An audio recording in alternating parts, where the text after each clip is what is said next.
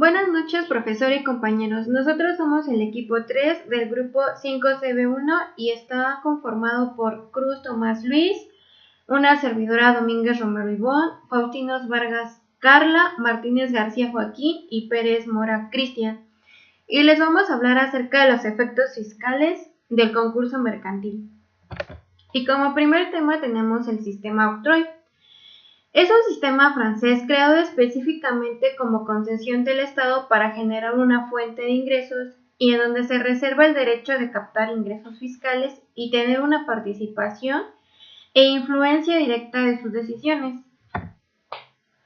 Pero con el paso del tiempo y a través de los cambios sufridos en los sistemas económicos se fue modificando este régimen y fue influenciado por el derecho romano, inglés y francés. En este punto se hace referencia al sistema octroi, en donde el Estado permite cualquier actividad lícita para generar ingresos, pero se reserva el derecho de participar en actos que afecten su interés público, en este caso, en el de funcionamiento de recaudación, ya que una empresa en quiebra puede afectar a otras y de esta manera al interés público de recaudación fiscal. Enseguida tenemos los estados financieros que denotan problemas de liquidez. Como sabemos, el análisis financiero es una técnica de evaluación del comportamiento operativo de una empresa que nos ayuda a diagnosticar la situación actual y de futuro. Y un punto importante aquí es el trabajo de la auditoría, que consiste en una correcta revisión analítica de los estados financieros de la compañía, no importando su tamaño ni su actividad económica. Esta revisión se realiza sobre los registros contables y todas las evidencias que respaldan las operaciones contables.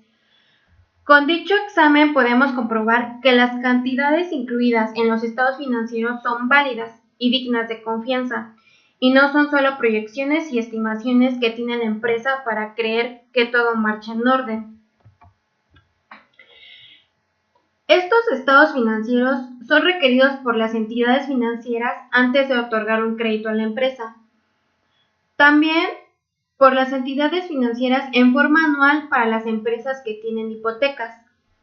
Por las juntas directivas de la empresa para conocer la evolución de su negocio. También es requerido por afianzadoras para proyectos de inversión y puede ser requerido por el SAT para el pago de tributos. Ahora les hablaré acerca de los problemas administrativos. Podemos definir como problemas administrativos aquellas dificultades que presenta la entidad o negocio por falta de buenas decisiones y manejos de recursos. Y esto se ve reflejado principalmente en los números de las utilidades y en la falta de recuperación de la inversión. Los problemas administrativos también dependen mucho de nuestra situación económica del país, ya que influyen significativamente en el desarrollo de la misma. Pero no hay que olvidar que las malas decisiones son las que sin duda causan la desaparición y terminación de una sociedad. Algunos ejemplos de problemas administrativos, pues como primera opción, y la principal es la falta de planeación o mala planeación, como ya se mencionó, los retrasos en los pagos y las facturas impagadas, y también el exceso de financiamiento o inversiones de riesgo.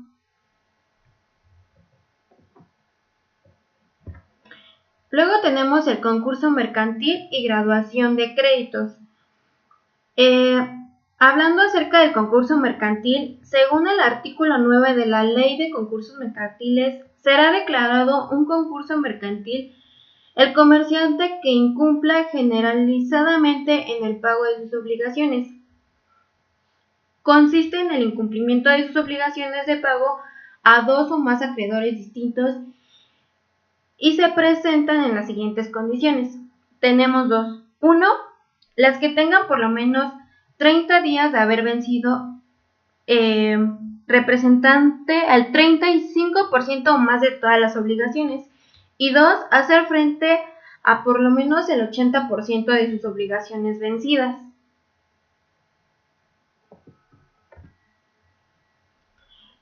Y según el artículo 2 de la Ley de Concursos Mercantiles, el concurso mercantil consta de 2 etapas sucesivas, denominadas conciliación y quiebra. La conciliación, su objetivo principal es lograr la conservación de la empresa del comerciante mediante el convenio que suscriba con sus acreedores reconocidos. Y la quiebra, el objetivo principal de este es la venta de la empresa del comerciante, de sus unidades productivas o de los bienes que la integran para el pago de los acreedores reconocidos.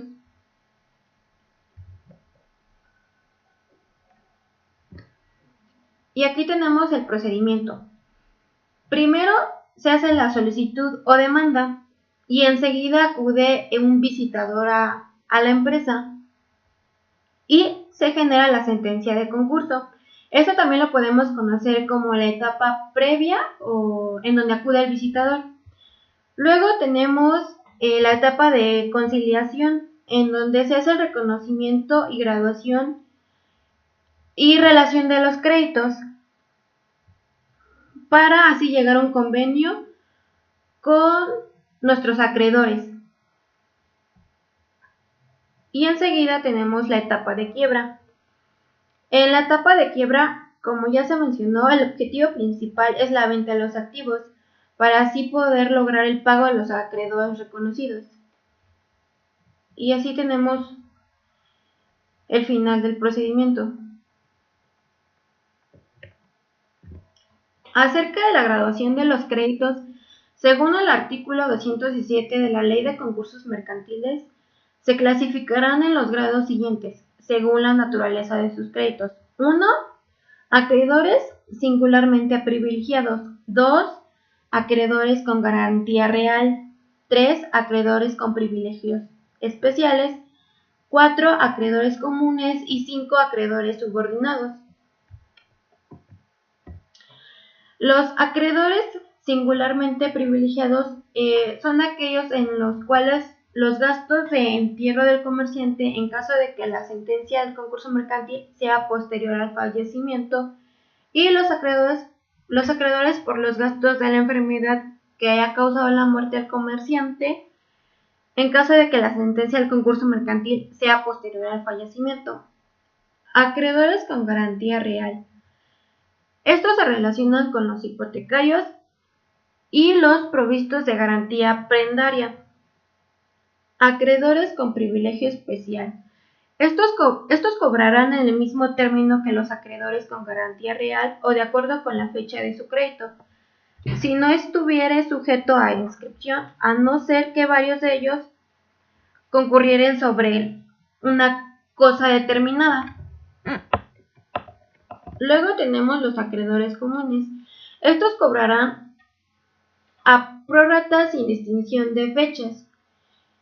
Los acreedores subordinados, que hubiesen convenido la subordinación de sus derechos respecto a los créditos comunes.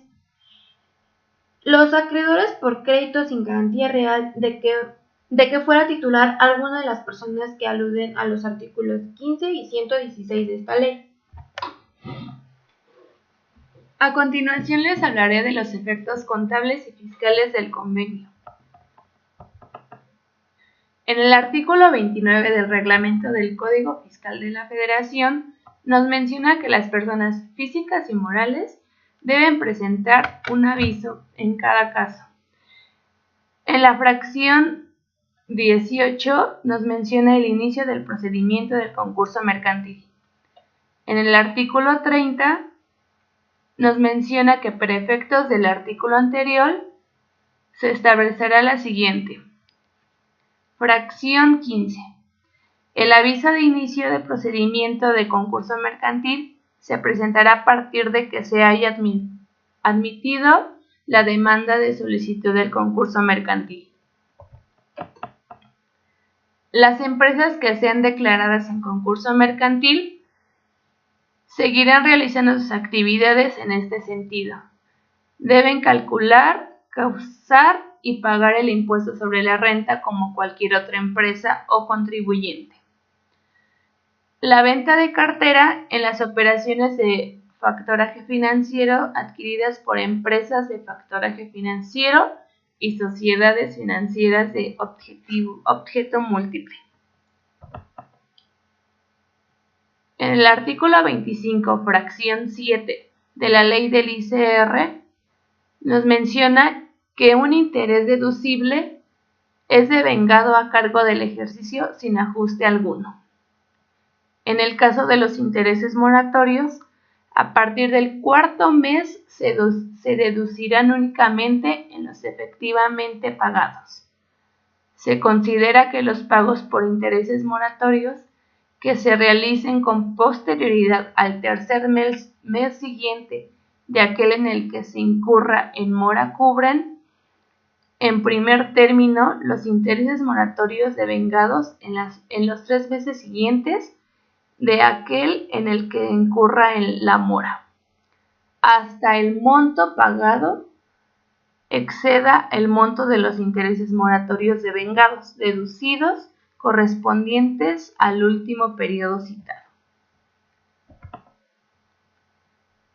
En las operaciones de factoraje financiero se considera interés de la ganancia derivada de los derechos de créditos adquiridos por empresas de factoraje financiero. En los contratos de arrendamiento financiero, interés se considera la diferencia entre el total pagado y el monto original de la inversión. Esto lo menciona en el artículo 8 de la ley del ICR.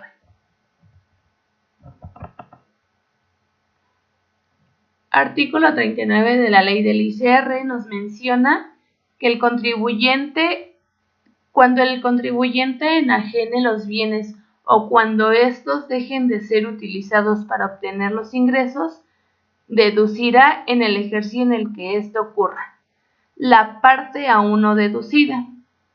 La empresa puede incurrir a la emisión de acciones para que los socios existentes puedan suscribirlas y aumentar su capital, o en su caso la integración de nuevos socios, y así poder reunir los recursos necesarios para hacer frente a las deudas que se tienen con los acreedores.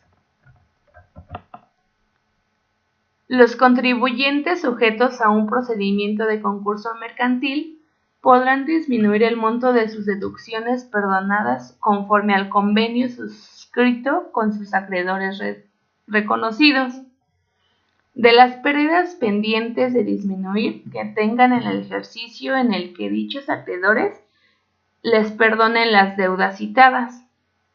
Cuando el monto de las deudas perdonadas sea mayor a las pérdidas fiscales pendientes de disminuir, esas diferencias que resulten no se considerará como un ingreso acumulable.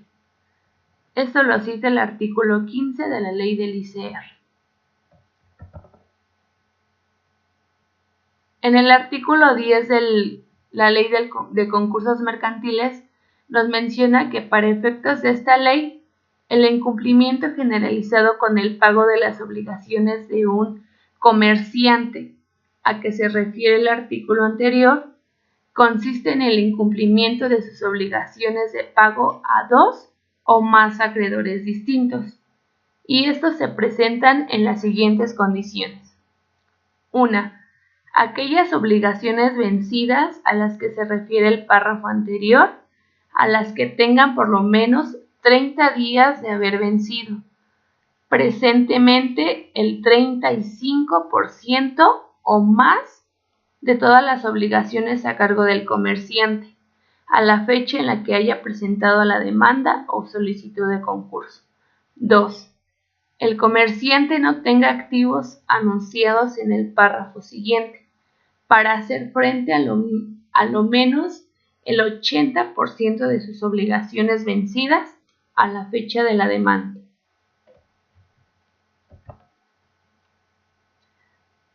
Continuamos con la quiebra de la sociedad. Es una situación jurídica donde una persona física, empresa o institución no puede pagar sus deudas, ya que esos pagos son más altos que los recursos económicos que tienen. Al que está en quiebra se le llama fallido. Cuando el fallido está declarado en quiebra, se hace un juicio de quiebras o procedimientos concursal, donde se ve si el deudor puede atender a su patrimonio a las obligaciones de pago pendientes.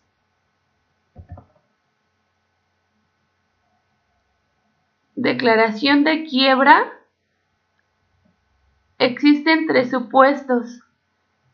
El comerciante que está sujeto a un procedimiento de concurso mercantil será declarado en estado de quiebra. El primer caso, cuando el propio comerciante así lo solicite en cualquier momento. Segundo caso, cuando transcurra el término para la conciliación y sus prórrogas. Y tercer caso, cuando el conciliador solicite la declaración de quiebra y el juez la conceda. Sentencia de quiebra, notificación y publicidad. Esta declaración de quiebra de un comerciante se resolverá mediante una sentencia que al efecto dictado el juez. La sentencia de quiebra, que será notificada al IFECOM con el objetivo de que la designe a la persona que deberá actuar como síndico. Del síndico y su intervención. Las funciones del síndico se limitan a tomar posesión de la empresa, de los bienes y obligaciones, redacción del inventario, formación del balance.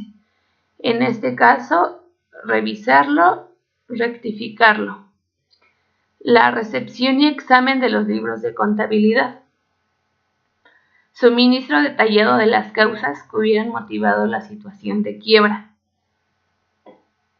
Anomalías o circunstancias notables.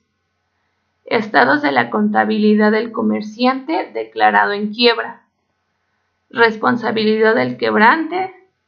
Aportación de la lista provisional de acreedores que se hubiesen presentado. Proponer el personal adecuado y necesario en intereses de la quiebra.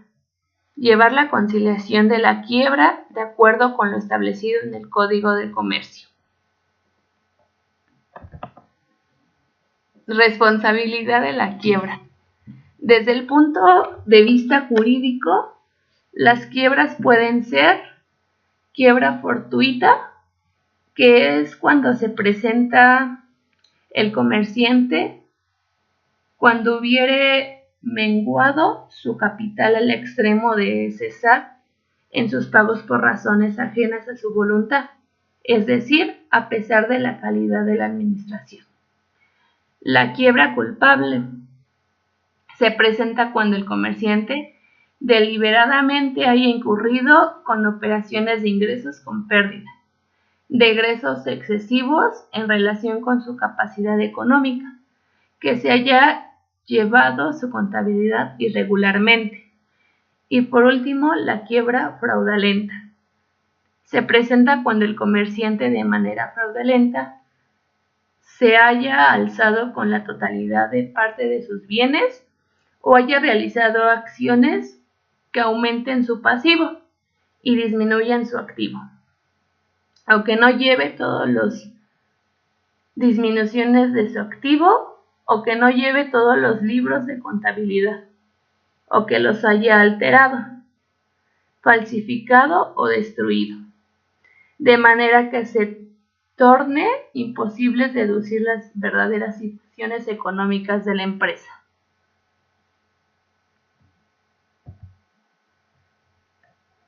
Administración de la quiebra. En principio, la administración de la quiebra corresponde a el juez de distrito y el juez de primera instancia. Sin embargo, la ley ha delegado esta función al responsable, que es el representante del juez, en este caso el síndico, quien se encargará de vigilar, administrar y llevar una a buena puerta la liquidación de los bienes del quebrado.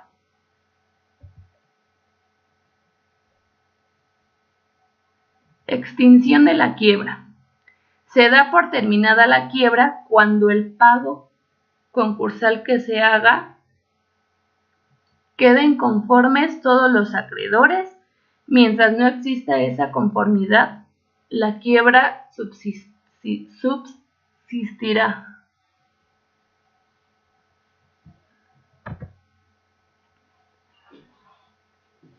Liquidación de la sociedad.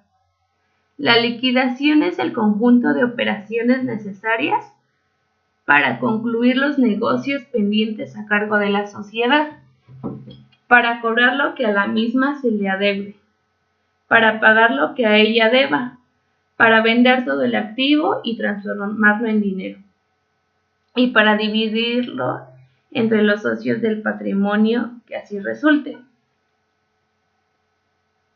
La Ley General de Sociedades Mercantiles, en el artículo 30, nos menciona que las sociedades que tengan un objetivo ilícito o ejecuten habilidades con actos ilícitos serán nulas y se procederá a su inmediata liquidación. La liquidación se limitará a la realización del activo social para pagar las deudas de la sociedad y el remanente se aplicará al pago de la responsabilidad civil y en efecto de esta a beneficencia pública de la localidad en que la sociedad haya tenido su domicilio. El periodo se considera parte del periodo de liquidación todas las operaciones indispensables para dar terminado a la relación jurídica creada durante su existencia. Para hacer la liquidación, la administración de la sociedad debe permitir a los liquidadores tomar posesión de la misma. El objetivo que persiguen los liquidadores es dejar un patrimonio neto libre de comprensión, pagando desde luego las deudas a cargo de la sociedad. Asimismo, debe poner fin a las reclamaciones jurídicas pendientes al tiempo de la disolución. Debe declarar que los liquidadores están en función cuando su nombramiento se inscribe en el Registro Público de Comercio, teniendo como facultades las siguientes. La primera es que debe concluir las obligaciones pendientes de la sociedad al tiempo de la disolución. Segunda, cobrar lo que se deba a la sociedad y pagar lo que ella deba. Tercera, vender los bienes de la sociedad. Cuarta, liquidar a cada socio su haber social. Esto quiere decir la parte proporcional del capital social, así como el superávit o déficit de la sociedad, procediendo a la distribución entre los socios de conformidad con el artículo 246 o bien con los artículos 247 y 248 de la Ley General de Sociedades Mercantiles, según sea el caso. Y quinta, practicar un balance general de liquidación, mismo que discutirán y aprobarán los socios de forma que corresponda, según la naturaleza de la sociedad, debiendo inscribirse posteriormente en el Registro Público de Comercio. Al finalizar una liquidación es necesario realizar una serie de pasos previos que se describen a continuación. El primero es preparar un balance previo. El segundo, cancelar las cuentas complementarias del balance contra sus principales para determinar los valores netos en libras. Y última, evaluar el activo con normas de evaluación especiales. Las diferencias entre las normas de evaluación especiales y los valores en libros se compensan contablemente contra la cuenta resultados de evaluación. Se practica el balance, es el momento en el que inicia la liquidación.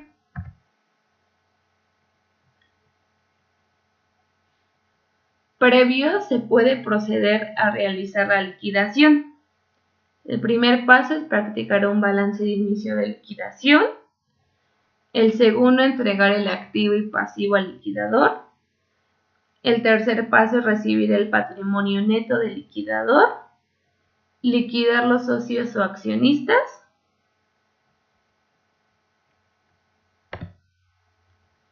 Por último, les hablaremos de la ética de los negocios.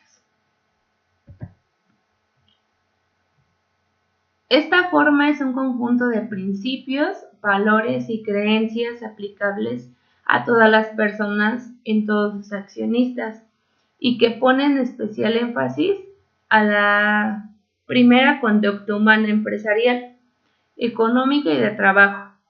Aplica a todos los integrantes de la empresa, tanto accionistas, emprendedores, ejecutivos y trabajadores, bajo el gran principio de tratar a los demás como uno quisiera ser tratado.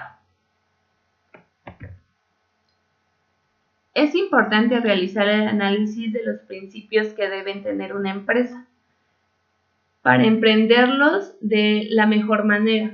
Cuando una sociedad cae en error de utilizar situaciones como el concurso mercantil para poder disminuir sus deudas mediante la condonación de los acreedores, se está incurriendo a una falta que agrade a la integridad de los que participan en ella. Se tiene que ver desde ambas perspectivas, de los comerciantes y de los acreedores, para visualizar cómo es que afectan las decisiones internas y qué repercusiones se pueden presentar.